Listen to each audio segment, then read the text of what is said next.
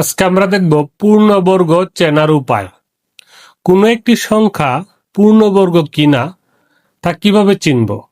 আমরা তো সাধারণত 4 দেখে বলতে পারি যে এটা 2 এর পূর্ণবর্গ, কিন্তু যদি অনেক বড় সংখ্যা হয় যেমন 289, এটা কি পূর্ণবর্গ কিনা আমরা কিভাবে চিনব?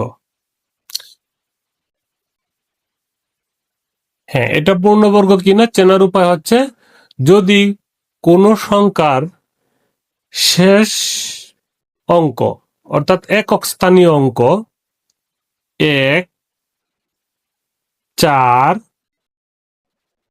5, 6, 9 এই সংখ্যাগুলো হয় এবং ডাবল শূন্য।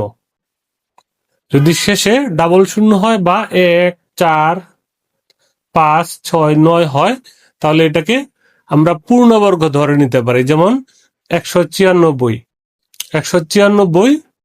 14 এর পূর্ণবর্গ। 361 19 এর পূর্ণবর্গ।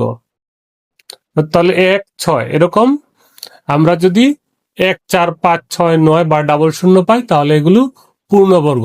আর পূর্ণবর্গ নয় এটা কিভাবে চিনব? যদি কোনো একটি সংখ্যার শেষে একক স্থানীয় অঙ্ক শুধু একটা শূন্য হয়, 2 হয়, 3 হয়,